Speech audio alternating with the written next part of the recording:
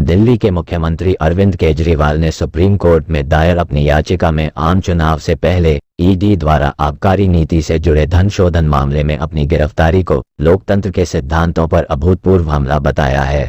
केजरीवाल ने शीर्ष अदालत से उनके खिलाफ मामले को अवैध घोषित करते हुए उन्हें रिहा करने का अनुरोध किया है।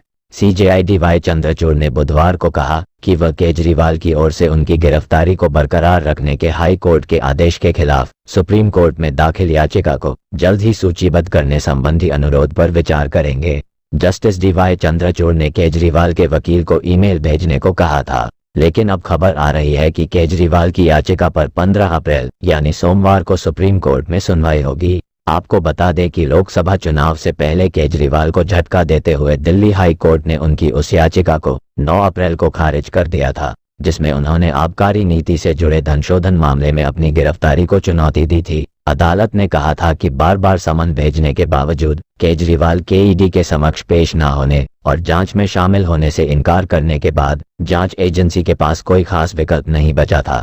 सुप्रीम कोर्ट में दायर याचिका में केजरीवाल ने कहा है कि आम चुनाव की घोषणा के बाद 21 मार्च को हुई उनकी गिरफ्तारी स्पष्ट रूप से दुर्भावना से प्रेरित है। याचिका में कहा गया कि इसमें अदालत के हस्तक्षेप की तत्काल आवश्यकता है, क्योंकि याचिकाकर्ता की गिरफ्तारी लोकतंत्र, स्वतंत्र और निष्पक्ष चुनाव और संघवाद के सिद्धांतों पर एक अभूतपूर्व हमला है, जो संविधान के बुनियादी ढांचे के महत्वपूर्ण घटक हैं।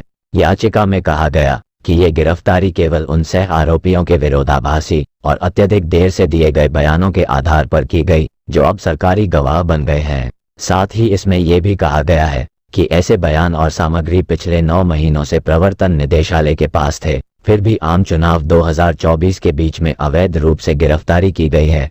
याचिका में केजरीवाल ने अपनी गिरफ्तारी को अवैध करार देते हुए तुरंत रिहा किए जाने का अनुरोध किया है।